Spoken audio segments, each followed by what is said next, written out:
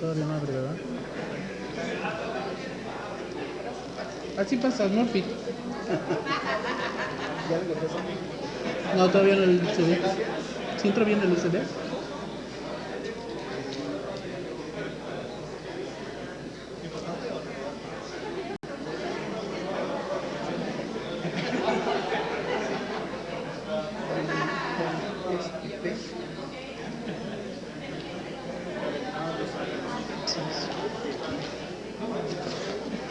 Ah, ¿sí? Ahí va. ¿Ya abrió?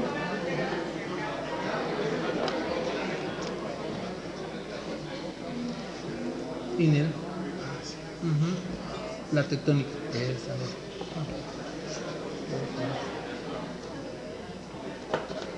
Correcto. ¿Y ya? Para avanzar y a retroceder, ¿no? Apuntar, ok, entonces en caso de emergencia, me lo sacaba. Perfecto. Ahí está. Adelante, atrás. Y el centro rojo. Ah, ya. Correcto.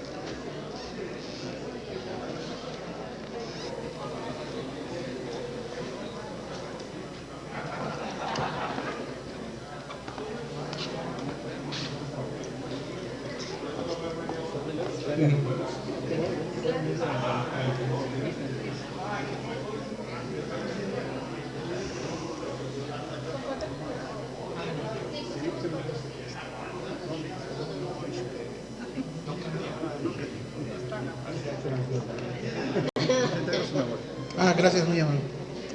Ya está la presentación. Ya Ya está el estoy. diputado. Excelente. Entonces vamos subiendo. Todos acompañados.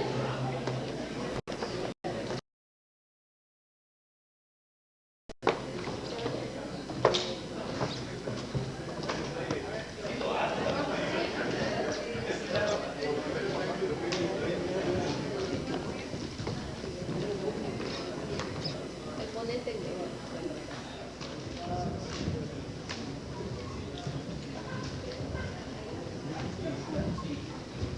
Sí, está pendiente.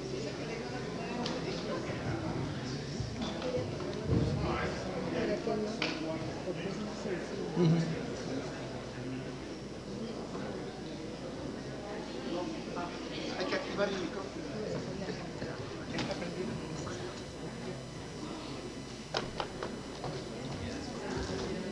Ya está prendido. No, debemos apagarlo.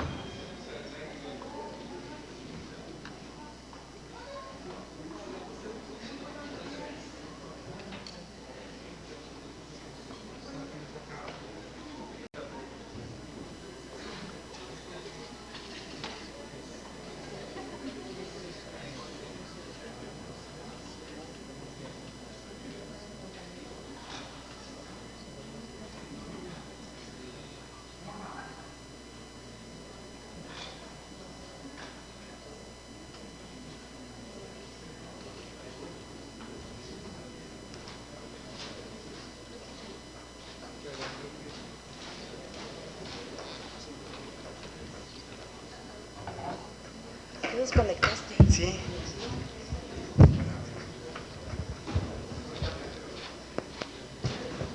Bueno, sí, probando, sí.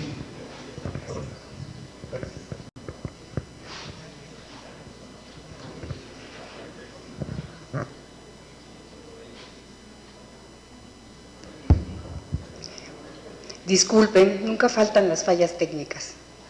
Muy buenos días a todas y todos. Antes de comenzar, les informamos que este evento es transmitido a través de redes sociales, por lo que se les invita a poner en silencio sus celulares a fin de no interrumpir el desarrollo de la ponencia. Muchas gracias. A nombre de la Dirección de Sistemas Mecánicos, me es grato darles la más cordial bienvenida a este foro en marco de las actividades conmemorativas por el 50 aniversario del Instituto Nacional de Electricidad y Energías Limpias. Es un honor contar con la presencia de las distinguidas personalidades del Presidium el día de hoy. El maestro en Ciencias, con especialidad en Geología Petrolera, José Aurelio España Pinto, investigador de la Gerencia de Especialidad en Exploración del Instituto Mexicano del Petróleo. Un aplauso, por favor.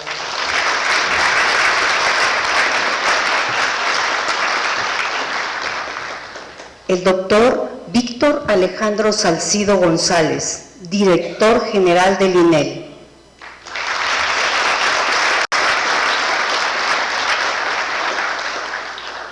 La doctora Ana Teresa Celada Murillo, directora de Energías Alternas.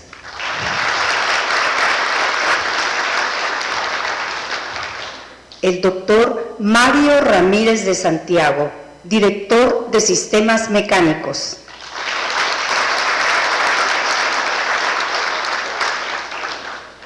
Agradecemos profundamente su asistencia en este significativo evento. Invitamos al doctor Mario Ramírez de Santiago a compartir unas palabras de bienvenida.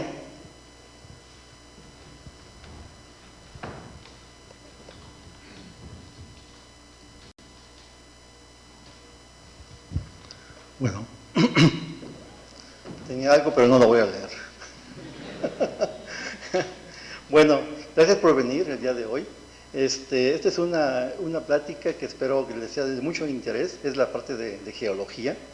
Cuando llegué aquí al INEL hace ya unos meses, me di cuenta de que la parte de geotermia sigue estando viva y cada vez más viva todavía, ¿no? Entonces yo me dije, bueno, tengo amigos, compañeros en el IMP que han trabajado durante años en geología petrolera. Yo, algo nos podrán decir, algo nos podrán ayudar para que juntos hagamos algo mejor, como estamos ahora intentando hacer. Y de esta manera, en el mes de enero también, ustedes recordarán, se firmó un convenio IMP-INEL. Entonces, en este marco, queremos justamente intentar hacer un proyectos conjuntos. De hecho, ya estamos haciéndolo. ¿Cómo se llama? En geotermia y en, ¿cómo se llama? Eólica marina. Entonces, puede haber nuevos proyectos. La idea es que justamente ellos también, junto con nosotros, con la gente, ¿cómo se llama?, de geotermia, podamos hacer cosas conjuntas, ¿no?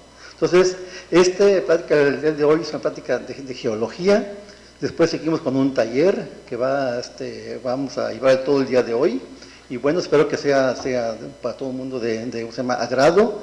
Y doy la bienvenida pues a Aurelio, aquí también está Rubén, Idalia, Oscar, todos están aquí, todo el IMP, que van a hablar justamente de geología, fracturamiento hidráulico, todos esos temas que son de mucho interés para la geología desde el punto de vista petrolero y geotérmico. Entonces yo doy la bienvenida a mis colegas, ex colegas del IMP.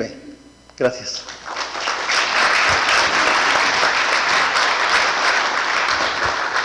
Muchas gracias, doctor Ramírez. A continuación, me permito transmitir una breve semblanza del maestro José Aurelio España Pinto.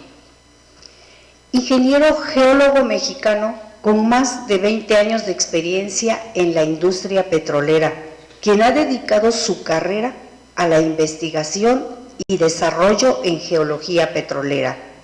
Es licenciado en Ingeniería Geólica por la Universidad Nacional Autónoma de México y maestro en Ciencias con especialidad en Geología Petrolera por el Instituto Politécnico Nacional. A lo largo de su trayectoria profesional, el maestro Pinto ha desempeñado roles clave en diversos proyectos relacionados con la sismología, el modelado de física de rocas y la caracterización de sistemas petroleros. Su labor profesional ha sido fundamental para la localización de zonas no drenadas y el almacenamiento de hidrocarburos en campos en producción. Su desempeño como líder natural de especialidad en geología y analista de información sísmica y petrofísica ha sido pilar en la construcción de modelos geológicos para la cuenca de Veracruz, el canal de Chicontepec y cuencas del sureste. Además, ha impartido cursos sobre geología estructural aplicada y modelado de sistemas petroleros para la exploración de hidrocarburos en el Instituto Mexicano del Petróleo y el Politécnico Nacional. Ahora, con mucho gusto, cedemos la palabra al maestro José Aurelio con su ponencia titulada La tectónica de placas y su relación con las zonas geotérmicas.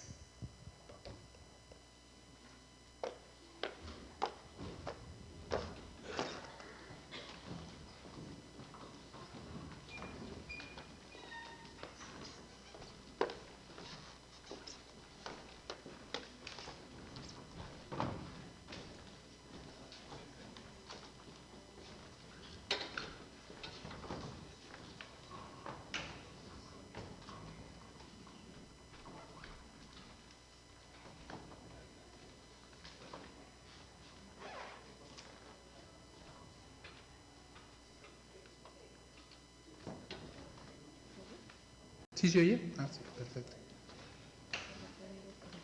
Está bien. Muchas gracias.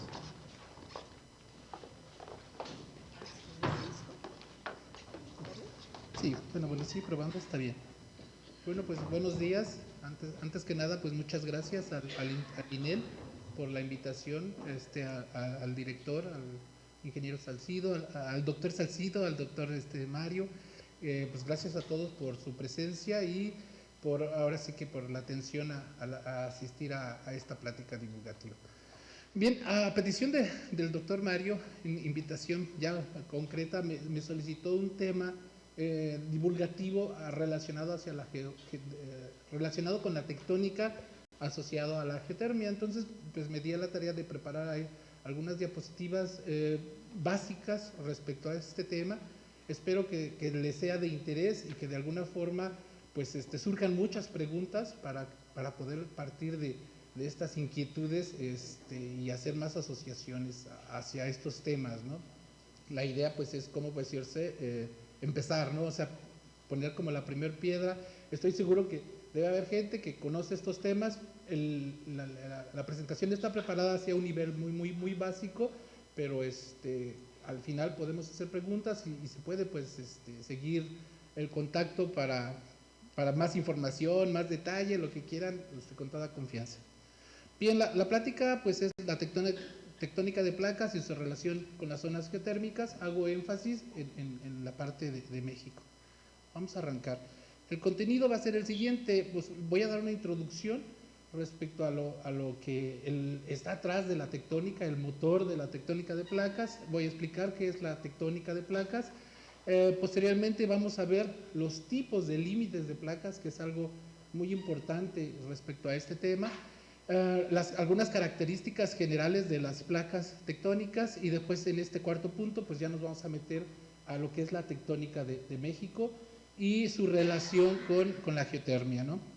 En forma general, ¿no? Hablando del origen. No me voy a meter a los pozos ni a cuestiones de cómo se hace la geotermia, sino su relación con la tectónica. Voy a dar algunos ejemplos específicos de modelos geológicos donde se ve el reflejo de la tectónica en función de las estructuras geológicas, y bueno, la parte final es las referencias. Bien, comencemos. Esta imagen se la prometí a Mario. Desde hace mucho tiempo existen distintas teorías para tratar de explicar el cómo funcionan los mecanismos de la Tierra, y bueno, pues hay teorías desde las más básicas, en las cuales pues hablaban la Tierra plana, las teorías terraplanistas, en las cuales pues decía que si uno navegaba hasta el final, pues ibas y te comía un calamar, ¿no? O si te caías de este lado, pues te podía comer la tortuga. Pero bueno, son teorías que existen en la mitología hindú y en la mitología china, pues asociados sobre todo a la fortaleza de estos animales, ¿no? Y los elefantes, que sobre de ellos se soportaba la tierra, y bueno, cualquier cosa que pasara con la tierra pues era culpa acá de la tortuga. Pero bueno, afortunadamente o desafortunadamente, eso no se quedó así. La investigación, la ciencia, el conocimiento, pues nos llevaron a ya conceptualizaciones más concretas respecto a la situación de cómo se comporta nuestro globo terráqueo.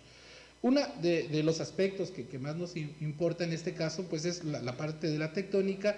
Se estableció a través del conocimiento que nos dio la sismología y usando procesos o fenómenos geológicos naturales como lo son los terremotos.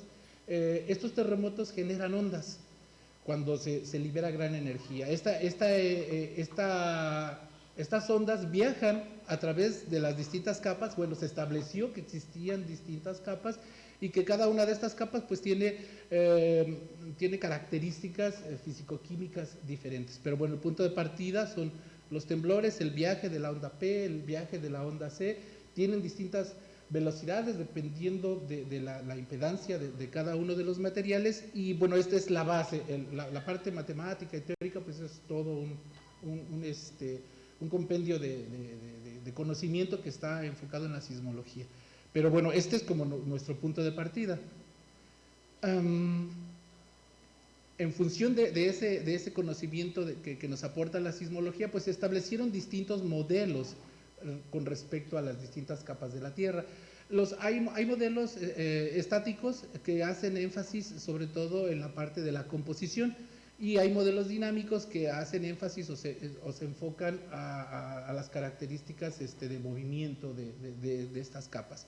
Pues tanto en un modelo como en otro, nosotros tenemos que en la superficie de la Tierra hay una capa rígida. Acá en el modelo dinámico se llama litosfera, acá en el modelo estático pues se conoce como corteza. Las características pues difieren un poco de uno a otro, pero en general es una capa rígida que está flotando sobre la astenosfera o en este caso el manto, ¿no? En el caso de este modelo pues se divide en dos tipos de corteza: la corteza continental, la corteza oceánica. Acá se conoce en forma genérica como litosfera. Acá podemos ver esa litosfera flotando, si vale la expresión, sobre ese manto. En este caso, en este manto se establecen movimientos que se le llaman movimientos convectivos, que están asociados a cambios de temperatura. El cómo se movían o se generaban estas celdas de convección es un proceso así como cuando vemos que hierve el agua, ¿no? De que lo caliente sube, se enfría y vuelve a bajar. Cuando hervimos o hacemos un té, podemos ver ese proceso de celda convectiva. Algo parecido pasa acá. Por mucho tiempo se ignoraba, bueno, qué es lo que generaba el calor para que esto estuviera en movimiento. Hay distintos modelos, hay unos que mencionan algunos modelos que es el calor radiométrico, producto de la descomposición de elementos radioactivos, pero hay otros modelos que son como, desde mi punto de vista, más creíbles, que es en función de la rotación. O sea, la rotación de la Tierra, sus movimientos de ella, las distintas densidades de las distintas capas, provoca distintas velocidades de movimiento, se genera la rotación suficiente como para que haya ahí temperaturas para que existan estos procesos. Todo esto es a nivel de modelos. El conocimiento de la Tierra, las perforaciones más profundas, esa de los rusos que llega, ¿cómo se llama? A los 15,000 metros, creo. La vemos ahí en algunos sitios de internet, ¿no? Las puertas del infierno mencionan, llega a los 15,000 metros. Las trincheras también están en ese orden. La capa, por acá podemos verlas, el espesor, 75 a 100 kilómetros. Entonces, lo que se conoce por el conocimiento humano físico es la parte más superficial. Todo lo demás es conocimiento indirecto, como les mencionaba, de la sismología. Hasta aquí me sigue, ¿no? Bien. Entonces, ¿qué pasa con esta litosfera? Pues si está sujeta o sometida a estos procesos de convección, pues nunca se está quieta, siempre está en movimiento. Y este es el punto de partida que da el motor a la tectónica de placas. Antes no existía estos modelos o estos conceptos. Lo mencioné en la primera diapositiva, existen muchas otras teorías, ¿no? que trataban de explicar pues todo lo que pasa en la corteza. Bien, una vez que ya visualizamos pues el antecedente que da lugar al movimiento de las placas, vamos a ver cómo se mueven algunas características de estos límites de placas. Tenemos tres tipos de límites de placas, es decir, cómo pueden terminar estas placas y el primer límite de placas es un límite divergente, es decir, yo puedo tener dos placas que se están separando. Cuando sucede eso, a eso se le conoce como límite divergente o límite margen pasivo, es otro nombre que tiene. Estos márgenes pasivos pues tienen características de emplazamiento de material de la astenosfera y aquí se genera litosfera nueva. Esta es como una de las características principales de estos límites divergentes. Hay asociado a ese movimiento, pues hay estructuras como fallas normales, hay temblores someros y bueno, y algunas características físico-químicas particulares con respecto a las rocas que se generan ahí. Ejemplos de límites divergentes muy conocidos en nuestro planeta, pues es la dorsal atlántica, acá está México. Aquí tenemos nosotros este límite donde se está generando corteza oceánica nueva. Aquí podemos ver dos de las placas principales, la placa euroasiática, la placa norteamericana. Entonces este es un ejemplo conocido de este tipo de límites. Acá tenemos otro ejemplo de límite divergente que es el Valle del Rift. Luego es muy famoso esto en los programas de naturaleza, porque ahí en el Valle del Rift, ¿qué sucedió? Esta placa se mueve hacia acá, esta otra se mueve hacia acá, se genera un proceso de subsidencia y hundimiento, y entonces aquí se generó un depocentro o un valle en el cual existe fauna pues de ahí, de la que hay en África, que quedó como atrapada y ya no migra, y entonces es una fauna endémica que pues ahora sí como un laboratorio para todos los biólogos que pueden establecer ahí sus estudios o teorías respecto a cómo evolucionan las especies. Pero bueno, se debe a la tectónica, ¿no? O sea, vean cómo se relaciona ahí con todo. Bien, esa zona divergente pues está aquí en África, aquí podemos ver la posición. Bien, con esto pues acabamos lo que es el límite divergente o margen pasivo. Vamos a ver el otro tipo de límite de placas que existe en la tectónica. Este tipo de límite se le llama margen destructivo o límite de placas convergente. Convergente, bueno, están chocando las placas, o destructivo, ¿por qué? Porque una placa se hunde sobre otra. Por lo regular es una placa de corteza oceánica hundiéndose sobre una placa de corteza continental, pero puede haber combinaciones de los tipos de material de las placas. Lo interesante de este margen convergente o destructivo es que esta placa al hundirse se comienza a fundir, y al fundirse este material pues comienza a ascender por temperatura y forma lo que se llaman arcos volcánicos. O sea, dan origen aquí a cámaras magmáticas que generan procesos volcánicos. Como la placa, bueno, pues es tridimensional, todo este proceso que vemos aquí se da en 3 dimensiones, entonces se forman cordones o arcos volcánicos. Obviamente, pues es obvio decir que estos arcos volcánicos pues tienen actividad termal, tienen cuestiones de calor importantes. ¿Qué más decir respecto a este límite? Sí, a estas zonas donde se está dando este tipo de límite de placas se les conoce también como zonas de subducción. Hay mucha terminología alrededor, pero bueno, esto es como lo más básico respecto a este límite. Ejemplos de límites convergentes en el planeta. Nosotros tenemos un límite muy famoso que es acá el límite convergente que está en Chile. O sea, aquí esta placa se está hundiendo y da lugar a lo que es la cordillera de los Andes, muy famosa, ¿no?, por el accidente de los deportistas. Todo esto es un arco volcánico. Entonces, pues acá se está hundiendo la placa de Nazca, abajo de la placa americana del sur, y pues se me genera toda esa cadena montañosa. Veamos aquí lo que es la zona de subducción, esta zona de trinchera. Hay otro límite convergente famoso, otro ejemplo, que es el arco volcánico donde está Japón. Japón está sobre un arco volcánico, o sea, meramente ahí su terreno es volcánico, tiene mucha actividad y por eso es que ellos son pioneros o son, más bien van a la vanguardia en cuestiones de temblores, en cuestiones de vulcanismo. Otro ejemplo más de límites convergentes es los Himalayas, donde pues tenemos en este caso la subducción de una placa continental debajo de otra placa continental. En estos otros dos casos, si esta es una placa oceánica debajo de una continental. Cuando hablo de la oceánica y la continental tiene mayor espesor y es más vieja, mientras que la oceánica es más joven. ¿Algo más que decir de este límite? Pues creo que no. Más adelante lo vamos a retomar, pero ya viendo el ejemplo de México. Y pues vayan preparando ahí todas las preguntas, todas las inquietudes para que no se les escape ninguna. Bien, el tercer tipo de límite que se tiene. El tercer tipo de límite se conoce como límite de placas transformante. En este caso no se separan en sentido estricto, no chocan, sino simplemente tienen un desplazamiento lateral. ¿Dónde se da este tipo de desplazamientos laterales? Pues aquí, o sea, está asociado, imagínense, esta placa se mueve hacia acá, se puede hundir debajo de otra, esta hacia allá también, pero hay zonas de reacomodo.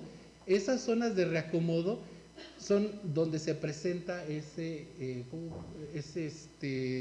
límite transformante. También esos límites transformantes pues son característicos de altas temperaturas, y ejemplos reales de este tipo de límite pues lo tenemos nosotros muy cercano en el sistema de fallas San Andrés.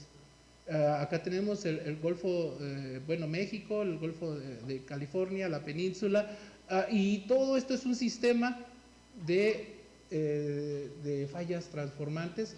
Más a detalle vamos a ver particularidades del mismo, pero la esencia es esta, que una placa se mueve en este sentido y otra placa se mueve en este otro sentido. O sea que después de muchos millones de años, pues los gringos también se van a llevar Baja California, ¿no? O sea, y es inevitable, ¿no? Por cuestiones de la tectónica. Ahí sí ni cómo hacerle, pero si no perdemos la propiedad, pues a lo mejor recuperamos las cuestiones marinas, ¿no? Porque si sigue siendo nuestro, pues les quitamos allá la parte del litoral y todo lo demás. O sea, hay que ponerse abusado, pero es tiempo geológico el problema, son millones de años. Entonces, ahorita vemos lo de las velocidades. Bien, vamos a pasar a las características generales de las placas, ¿no? Ahora sí que algunas particularidades de las mismas. En un inicio, cómo surge o cómo se da este planteamiento de la existencia de las placas. Pues primero, la primera evidencia era una geometría chocosa, ¿no? Que nosotros teníamos los distintos continentes y podíamos ver embone entre continentes como si fuera un puzzle, un rompecabezas. Entonces esa fue una primera evidencia de que posiblemente estas placas principales estuvieron en contacto en alguna ocasión. Acá estamos hablando de 5 placas principales, así se inició. Actualmente el último trabajo que leí hablan ya de 59, 58 placas, o microplacas. O sea, en la medida que se sigue estudiando y se siguen analizando, se detectan más placas internas o subdivisiones de las placas principales. Pero bueno, volviendo al punto, después de la geometría, otra evidencia que mostraba que estas placas en algún momento estuvieron juntas en una gran placa que se le llama la Pangea, es la presencia de algunos animales que no vuelan, obviamente, y que no nadan, y que estaban presentes tanto en un continente como en otro, o en su defecto en todos. Esto solo pudo haber pasado si en algún momento, bueno, esa es la hipótesis, todos estas placas o estos continentes estuvieron unidos. Lo mismo con algunas especies de plantas. Esa es como una primera evidencia del movimiento de las placas. Una segunda evidencia pues son formaciones geológicas. Hay formaciones geológicas, ambientes sedimentarios que se depositan y que están presentes en las distintas placas, y ahorita están separadas y que entonces solo se puede explicar que se depositaron cuando en algún momento estuvieron juntas. Esta es como una de las características, que es la parte del movimiento. Otra característica de las placas, en este caso, pues está asociado a la diapositiva anterior, que es el movimiento. Actualmente con los nuevos equipos, con los GPS, con los avances en la topografía, en la geodesia, pues ya se ha determinado que efectivamente sí las placas se están moviendo y que se mueven a distintas velocidades. Entonces nosotros podemos ver que hay placas que tienen gran movimiento, estas 3 en rojo, otras se mueven poco, pero también podemos observar que tienen direcciones variadas. Por acá se ven los valores de las velocidades y aparte también está en función de la escala de los vectores. Entonces, el hecho de que tengan distintas velocidades, pues implica que van a tener relaciones diferentes entre sí, pero siempre en este esquema de esos 3 tipos de límites, o chocando, destruyéndose, o separándose, generando corteza nueva, o transformándose. Y en función de esas direcciones, pues entonces tenemos acá estas direcciones de movimiento que nos van a visualizar áreas donde, en este caso, las flechas naranjas, tenemos nosotros límites divergentes, tenemos separación, o donde tenemos las flechas azules, tenemos convergencia, y ejemplo acá, donde tengo yo límites transformantes. Por ahí también debe haber otros ejemplos de límites transformantes, pero este es en lo general. Entonces, pues ahí tenemos esta situación con los movimientos. Una característica adicional es la edad. En los límites divergentes les mencionaba que se estaba generando corteza oceánica nueva. Entonces, la edad acá está en esta escala, este es lo más joven, esto es lo más viejo. Pues justo acá tenemos en la dorsal del Atlántico como esta línea roja o estos colores rojos nos indican que ahí se está generando corteza nueva, lo más viejo se va desplazando hacia acá, y entonces pues esa es una característica particular que tienen las placas. Mientras más cercanos estemos hacia el límite divergente, la placa es más joven, mientras más alejados la placa tiene más edad en ese proceso de evolución. Y bueno, finalmente ya llegamos a la parte más interesante. ¿Qué pasa después de este marco de referencia de la tectónica en forma general? Vamos a ver cómo estamos, cómo está esa tectónica en nuestro país. Y espero que las 3 diapositivas que junté de eso sean interesantes. Acá está nuestro país. En nuestro país tenemos la interrelación pues, de 4 placas o 5 placas principalmente. La del Pacífico en color rosa, la placa norteamericana. Por acá hay un pedacito de placa que todavía queda ahí existente, que es la placa de Rivera, la placa de Cocos y la placa del Caribe. Estas placas tienen distintas direcciones, distintos movimientos y distintas velocidades. Y recuerden otra vez esa celda convectiva abajo, entonces mueve todo en distintas posiciones. ¿Y eso qué implica? Pues que en algunas partes yo voy a tener límites transformantes o transcurrentes, es decir, esta línea azul corresponde a un línea transcurrente. En los saltos de entre la línea azul por ahí hay como separación, es decir, límite divergente, pero bueno, vamos a pensar en esto nada más como transcurrente. Toda la línea amarilla representa un límite convergente, mientras que acá al sur, con respecto a la placa del Caribe, tenemos un límite transformante. Acá están los ejemplos: divergente, transcurrente y convergente. Recuerden estas posiciones a grosso modo: la línea azul aquí, el convergente y otra vez el transformante. O sea, este es transformante, este es transformante. Después me voy a llevar esas líneas a otras diapositivas. Bueno, ahí las remarqué para que lo vieran y lo vamos a llevar a otra diapositiva. ¿Y qué sucede? Pues que estos límites, lo habíamos mencionado, siempre están asociados a temblores. Y pueden ustedes recordar dónde estaban esas líneas. Todos estos son epicentros reportados en el Servicio Sismológico Nacional, y podemos ver que ese límite transformante tiene todos estos epicentros, o ahí donde se da la convergencia tenemos todos estos epicentros, los cuales tienen magnitudes diferentes. Podemos ver aquí las distintas magnitudes de los temblores que se producen, ¿no? Bien, y bueno, vemos, hay algunos más grandes. Estos temblores van a provocar estructuras.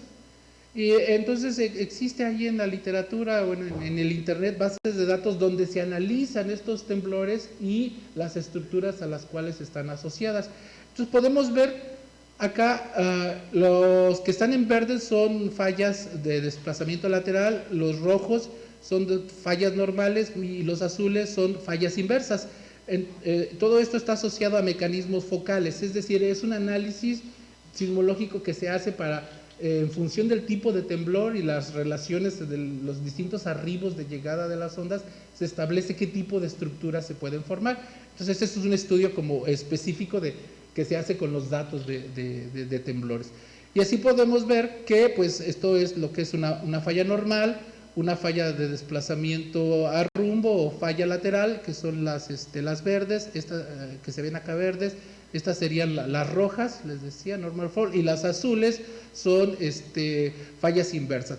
¿Por qué son importantes estas fallas? Pues estas fallas van a profundidad y mientras más profundo lleguen, pues van a ser conductos o contactos que van a aportar calor desde el fondo hacia arriba. Esa es la importancia. Aquí está la conexión entre la tectónica y la parte geotérmica. Hay fallas intermedias o de composición que, bueno, ahorita nos quedamos con la idea de estas tres tipos de fallas, normales, inversas y laterales. Voy a poner ahora, bueno, se suponía que iba a salir la línea, no salió. Bueno, la diapositiva que nos es de interés. Estas son dos diapositivas, una está enfocada bueno, las dos representan los campos geotérmicos que tiene México. Acá podemos ver en amarillo los campos ya existentes, el campo de Cerro Prieto, el de Tres Vírgenes, el de San Pedro. Este no es campo, eso es como, ¿cómo puede decirse? Con potencial, que es el Cerro Colorado, y este es Caulco, si mal no recuerdo, y acá tenemos estos dos campos más, que es los azufres y los humeros. Bueno, acá están los mismos campos, y si yo pongo esta línea de los límites de placas que analizábamos en la diapositiva anterior, observen, podemos ver cómo nuestros dos campos, el de Cerro Prieto y las Vírgenes, pues están relacionados o asociados a un límite de placas transformante. Mientras que nuestros campos que están, esta línea negra es lo que define el cinturón volcánico mexicano, los campos que tenemos en esta franja, pues están asociados a lo que es el arco volcánico que se formó producto de la convergencia de esta otra placa. Y acá pues comienza, ¿no?, el tiempo de reflexiones. Tenemos esta zona sin mediciones, acá tenemos datos de mediciones de recursos geotérmicos, bueno, datos de anomalías, datos de flujo de calor, por acá en rojo, los distintos puntos, y bueno, posibles recursos geotérmicos que se tienen. Entonces, pues empezamos a hacer como nuestras conclusiones en el sentido de que pues sí, ya está documentado estos campos, este tipo de campos asociados a zonas transformantes, o estos otros asociados al arco volcánico, pero por acá tenemos solo el Chichón. Entonces, ahí tenemos áreas de oportunidad. Avanzo, no sé cómo estoy de tiempo. Vamos bien, sí. Bien, voy ahora a platicarles ejemplos específicos de zonas ya puntuales de estas características. El primer ejemplo que les voy a mostrar es ¿no? Por acá está Cerro Prieto. Esta es la falla Cerro Prieto. Esta es la falla Salsipuedes. Entonces, esto está en el sistema transformante de la placa, la Pacífico, ¿no?, que se está moviendo hacia el norte, y la del norteamericana hacia el sur. Estas son fallas principales.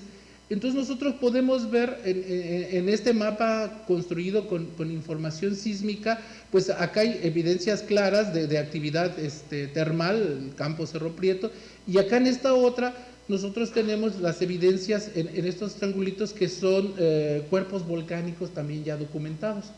Entonces, ¿qué establecemos o qué es lo que se estudia aquí? Bueno, pues que en las zonas ya de fallas transformantes hay subdivisiones. Estas zonas de acá de fallamiento principal y de características laterales son zonas de cizalla Riedel, que son de naturaleza cortical más profunda. Lo que significa es que llegan más, son más hondas, son fallas que se profundizan más y que se caracterizan por ser de desplazamiento lateral. Mientras que otro tipo de fallas asociadas, acá estoy estudiando un modelo analógico construido en una caja de arena. Estas otras fallas son del tipo normal. En función del análisis de información sísmica, pues se establece este modelo que hace congruencia con un modelo teórico o de laboratorio, en el cual podemos establecer, pues justo que estas fallas principales con evidencias de actividad volcánica, de actividad termal, de altos flujos de calor, y en la gente allá del CICESE no se explicaba esta roca volcánica que estaba ahí intermedio. Cuando nosotros adaptamos este modelo al Golfo de California, nos damos cuenta que en el modelo de arena se estableció una zona de desplazamiento lateral. Y entonces esto es inédito, o sea, no lo han publicado en el CICESE, en algún momento lo comenté, pero todavía sigue guardado. Y ahí está la respuesta al cuerpo volcánico de CONSAG. Que un modelo de este tipo, una de estas fallas, debe tener una componente lateral importante y debe estar a profundidad de tal forma que puede dar origen al cuerpo volcánico que estaba ahí presente. Y pues ya aterrizando todo esto a lo que nosotros queremos hacer énfasis, pues es concentrarnos en estas zonas de desplazamiento lateral para cómo pues irse como zonas atractivas u oportunas, y bueno, en determinado momento alguna zona adicional pudiera estar hacia el centro, pero ese es como una primera mensaje que quiero dar. Ahora, ¿cómo vamos a estudiar esas zonas o de qué herramientas podemos valernos, ¿no? Bueno, eso va a ser hasta la tercera. Acá antes voy a dar otro ejemplo. Nosotros tenemos por acá una zona documentada de desplazamientos laterales. Acá está la otra zona de desplazamientos laterales. Y por esta posición, por aquí, está el Chichón. Y el Chichón, bueno, es un volcán reciente que hizo erupción, causó causó algunos daños. Y observamos en este mapa geológico, acá está la falla San Juan. Vean esta simbología, perdón, ahí mi culpa, ¿no? A lo mejor no hice énfasis en ello. Esta es la simbología de falla lateral. Acá está esta falla lateral, o sea, totalmente asociada a la posición donde se generó este cuerpo volcánico. La falla lateral, su nombre en inglés es falla de desplazamiento rumbo. Esta es la simbología para una falla normal, un sinclinal, un anticlinal. Cuando es una falla inversa, en vez de tener barbitas, se le ponen como piquitos. Bueno, aquí tenemos fallas normales, pero bueno, la falla principal es esta, que es la falla normal, asociado a esos desplazamientos laterales. ¿Cómo podemos nosotros encontrar o no inferir ni deducir, porque de hecho uno encuentra evidencia directa? Pues a través del trabajo de campo.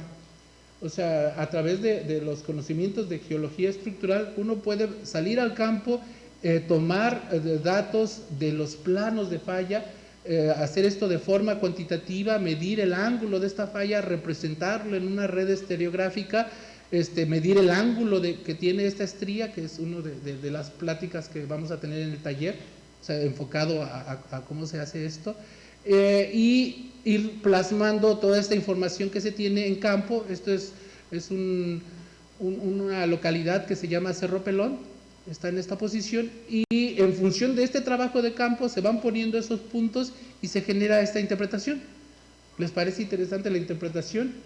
Pues sí, justamente al ubicarlo acá tenemos zonas de desplazamiento lateral principal y tenemos zonas de fallas inversas. Eso, bueno, se puede leer aquí en los estereogramas, pero entonces en alguna área que no esté reportada, este conocimiento que les he tratado de explicar en forma ligada, pues nos puede servir para hacer prospecciones.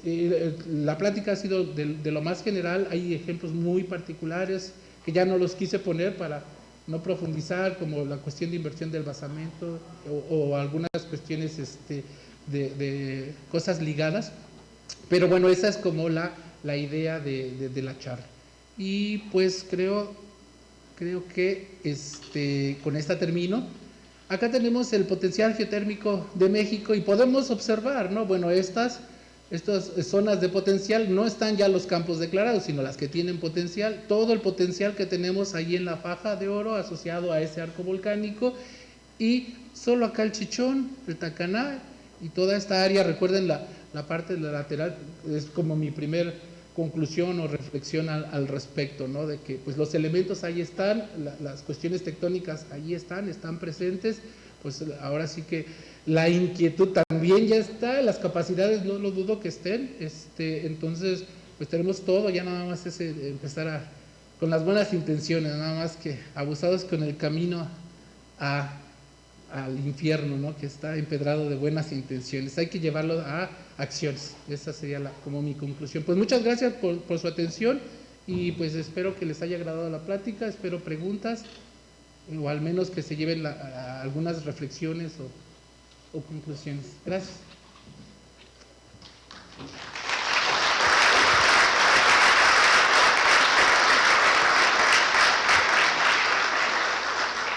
Agradecemos al maestro Aurelio España por su interesante ponencia y si gustan hacer alguna pregunta, está abierto el foro.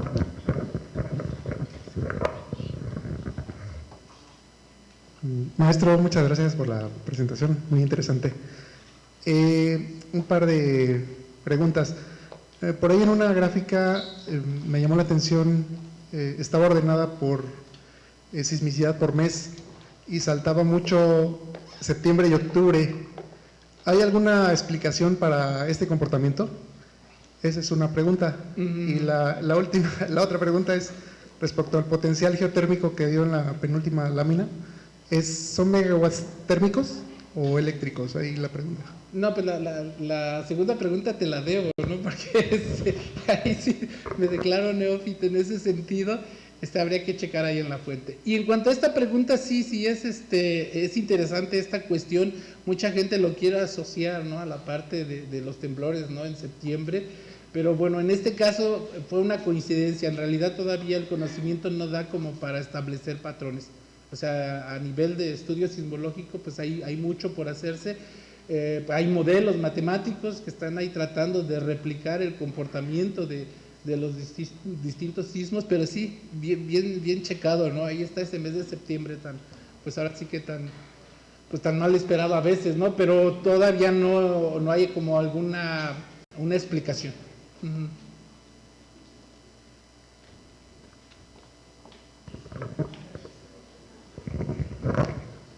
Muchas gracias por su charla. Quisiera preguntarle si es posible pronosticar el movimiento de las placas o la dinámica de las placas y si eso puede tener, por ejemplo, algún impacto en la producción geotérmica que está del otro lado del eje volcánico. O sea, ¿se puede pronosticar? ¿Hay modelos? Lo que puedes tener como referencia es la velocidad. Eso sí es constante y lo puedes tener como un dato. En cuanto a la otra pregunta de que si hay influencia, sí la hay. De hecho, pues esa sería como otra plática. Después del arco volcánico siguen otras zonas que tienen influencia de ¿cómo puede decirse?, del efecto de la convergencia. No traigo acá una diapositiva, pero lo puedo explicar acá. Por ejemplo, acá tenemos un arco volcánico viejito, que es la Sierra Madre Occidental, que en algún momento se formó por una placa que ya se extinguió, pero dio origen a esta Sierra Madre Occidental. El efecto que tú preguntas después del arco se ve reflejado acá en la Sierra Madre Oriental. O sea, sí existe esa influencia y están denominadas las áreas. A esto se le llama la zona de pliegues y cabalgaduras que se forman justo por efecto de esa misma convergencia que se da acá. E incluso por acá, esto ya sería parte del Atlántico, esto es una margen pasiva. La influencia de la margen convergente provoca que algunas fallas que se tengan aquí se reactiven. O sea, eso sí está visualizado y lo vemos en temblores, pero como es un proceso ya más particular y bueno, es ahí donde se dan esas estructuras de inversión del basamento. En este caso, pero este arco volcánico pues ya es viejito o más antiguo. El arco volcánico que es de nuestro interés es la faja neovolcánica o el cinturón volcánico de México y una característica particular es que por lo regular vemos en el ejemplo de Chile o en el mismo ejemplo de la Sierra Madre Occidental, los arcos volcánicos son paralelos a la zona de convergencia. Pues nuestro arco volcánico el reciente que tenemos, tiene esa característica de ser oblicuo. O sea, por acá viene el límite y entonces esto pues se explica en función de inclinaciones de las placas y profundidades diferentes de subsidencia. Entonces, pues sí hace un poco más complicado el análisis, pero de que hay influencia pasando el arco volcánico, sí la hay. Adelante. Buenos días, muchas gracias, maestro, por la plática. Precisamente sobre la forma que tiene el arco volcánico en México, que es bueno, en temblores México es aparentemente un poco especial a nivel mundial.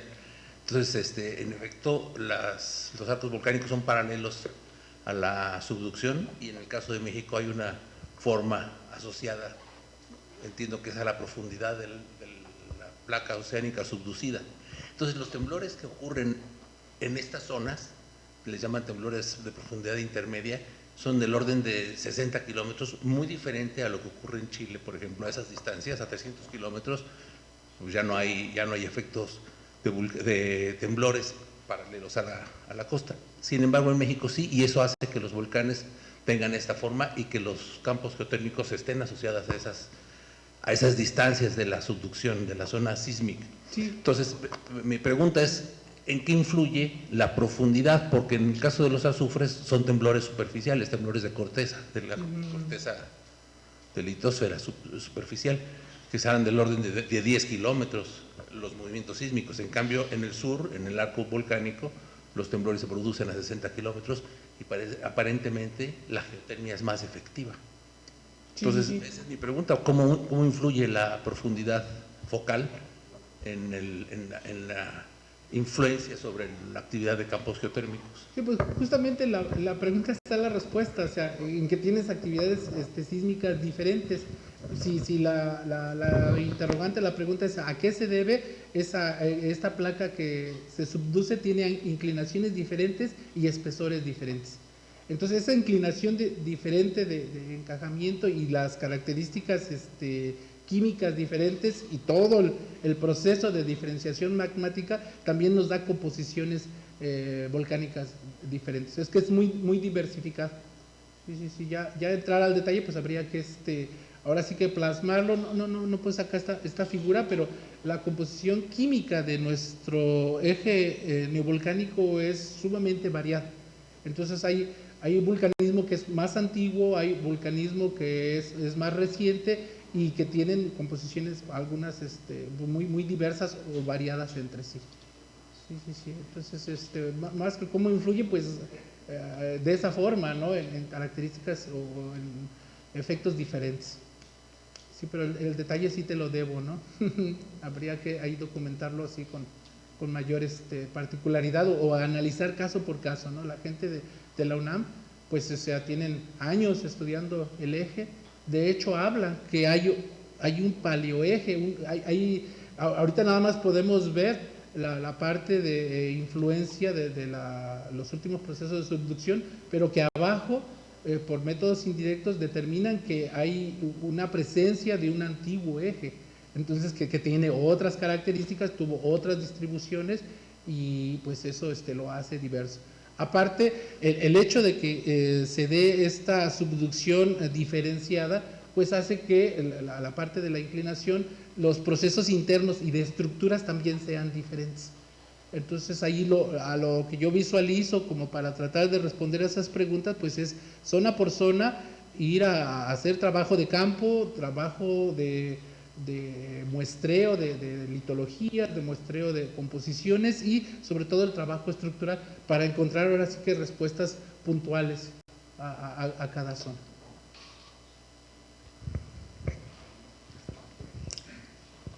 Yo tengo una duda muy básica, creo que la segunda o tercera diapositiva, de algo que parece que es muy obvio pero no me queda claro, justamente cómo se dan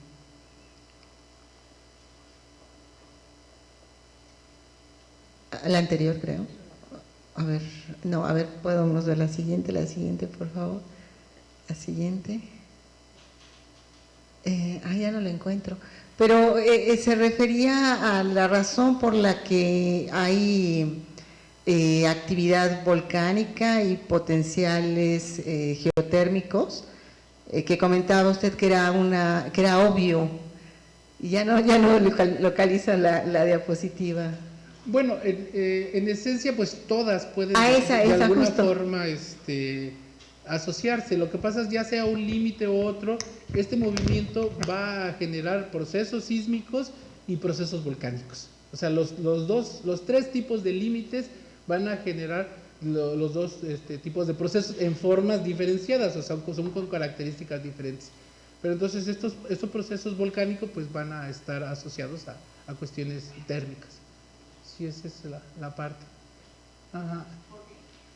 ¿Por qué? Porque o sea, por ejemplo, así entiendo, acá hacia la interior, imaginemos hacia acá, está muy lejos de la parte del límite, ¿no? O sea, y entonces cuando estás en el borde es como, ahora sí, como una ventana hacia lo profundo, o sea, es por eso, que en esos bordes, en las partes donde tenemos cratones que no hay límites, están muy lejos, ahí todo es muy tranquilo, no hay actividad de calor. ¿Cómo podré explicarlo con alguna analogía? Pues no encuentro ninguna analogía. Pues simplemente que en esos bordes es donde podemos asomarnos, ¿no? Pensemos, por ejemplo, en la ropa, ¿no? O sea, ¿dónde yo puedo ver mi camisa que traigo? Aquí no la voy a ver, pues es la parte interna, ¿no? Pero si me acerco al límite, ahí sí ya veo mi playera azul, solo en el límite de las placas. Perdón por la analogía tan burda, no encontré otra. Pero no, nada, ¿cómo se llama? Nada básica la pregunta. No sé, ¿algún otro cuestionamiento? Hola, buenos días. Tengo una duda. En la cuestión del fracking o el fracturamiento hidráulico, ¿qué tanto afecta al movimiento de las placas o bien a la extracción de petróleo? Justo ese es un tema de interés. Efectivamente, el fracturamiento mecánico es inducido y muchos de los estudios del fracturamiento hidráulico, si van acompañados de la parte estructural, sí, efectivamente hay una afectación, ya sea en beneficio o en prejuicio. La idea sería aprovechar el fracturamiento natural para hacer de forma óptima el fracking. Nosotros en estos arcos o en cada uno de estos tipos de estructuras vamos a tener orientaciones, direcciones y estructuras particulares.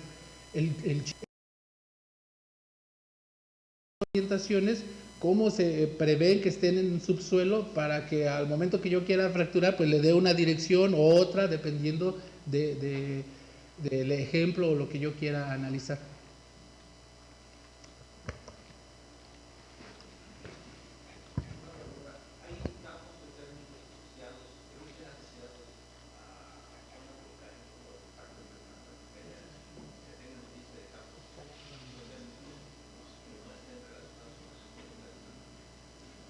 Desconozco. Sé, por ejemplo, en Islandia, ¿no? Que tienen ahí toda una ciudad que funciona en cuanto a cuestiones geotérmicas, pero por lo regular creo que esa diapositiva ya no está. Esos lugares siempre están asociados a cinturones volcánicos, fajas de actividad volcánica. Desconozco si exista algún campo de esas características. Sí. Ahora sí que no es mi hit, pero sí sería interesante documentar si existe algo así. En la parte marina sí, hay la zona de divergencia, pues sí está comprobado, ahí se está generando corteza, hay pilolavas, hay videos, ¿no? Sí, adelante. Sí, nomás era la aclaración al maestro David de la diapositiva, la penúltima de las potenciales. Sí.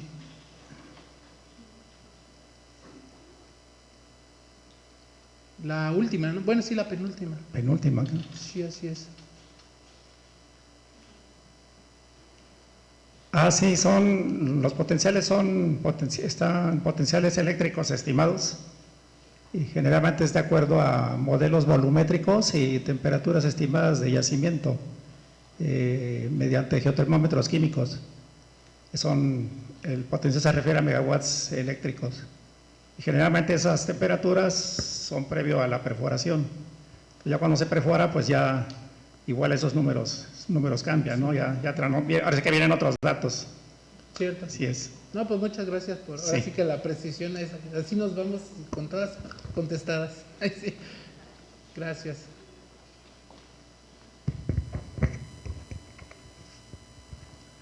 ¿Qué tal? Gracias por la presentación.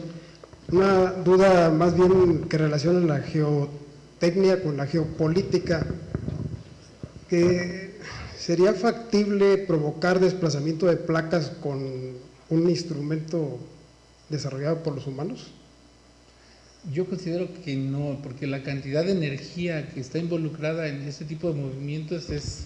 O sea, he leído sus números así, cuando hay un temblor, dicen, se liberaron tantas toneladas, dan esos números gruesos con algún cálculo específico. Entonces supongo que si esa energía se libera de un temblor para provocar un temblor o un movimiento, pues se requerirían cantidades de energía, así que pues no veo, salvo que fuera con una bomba o una cosas así. No creo.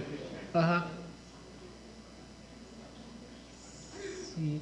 Por ahí hubo un temblor muy grande, ¿no? Que efectivamente, o sea, pero es de forma natural. En forma natural sí se ha documentado que estos eventos así tan significativos cambian incluso ahí el movimiento, la posición de la Tierra, o sea, tienen influencia en forma global y obvio pues también en la mecánica del movimiento de las placas. Sí, adelante.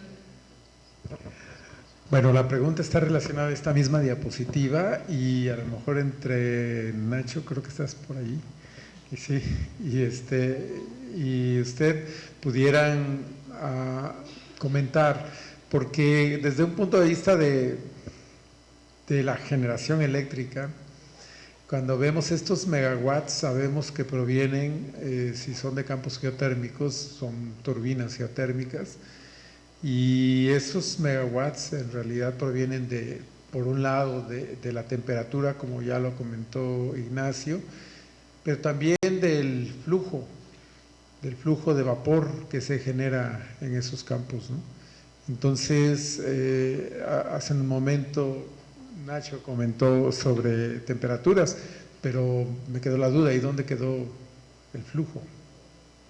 Porque ya hay estimaciones, o sea, tiene que haber modelos para poder decir se puede obtener hasta tantos megawatts, ¿no? Sí, pues ahora sí que esto es como charla de café. Luego a veces no es lo importante. Tenemos una temperatura normal que es en función del gradiente geotérmico. Ahí hay una cuestión de temperatura. Pero a veces no es tan importante la temperatura, sino que el que se sostenga esa temperatura, ¿no? Que pueda estar provocando ahí el calentamiento de fluidos. Entonces acá entraría ahora sí que abordando ahí a esta inquietud, pues más que medir en un instante una situación, yo me concentraría en buscar las fuentes que fueran más constantes, pensando en el penúltimo ejercicio, ¿no? Buscar zonas de desplazamiento principal que están conectadas a mayor profundidad, que por acá puedo tener ahí algún dato de temperatura, alguna actividad, pero a lo mejor no es tan constante. Es lo que pudiera decir, ¿no? Y pues sí, al momento ya, por eso es los cambios en los números, porque si tú tienes un dato ahí aproximado, inicial, puede cambiar si no se mantiene constante tu aporte de energía para calentar ahí el fluido necesario para funcionar las turbinas, ¿no? Mi maestro en estas cuestiones, o sea, me declaró ahí neófito en geotermia, acá el maestro Mario es el quien me ha platicado, o sea, lo esencial, la plática era en función de cómo estaría asociada desde el punto de vista geológico. Sí, pues esa sería mi opinión.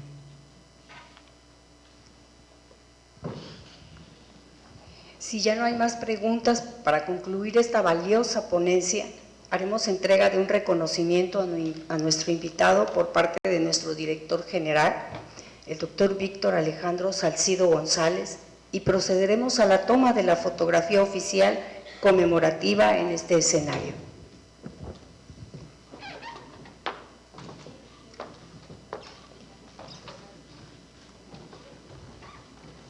Sí, adelante.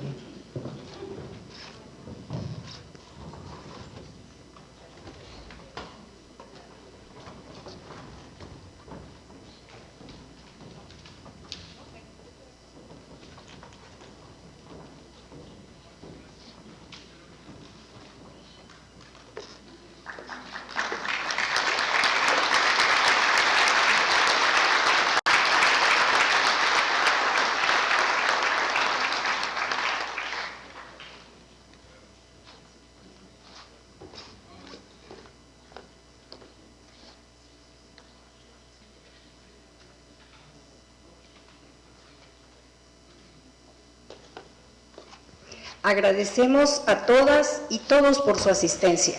Les invitamos a seguir participando en las próximas actividades que tendremos con la conmemoración del 50 aniversario del INEL. Que tengan un excelente día. Gracias.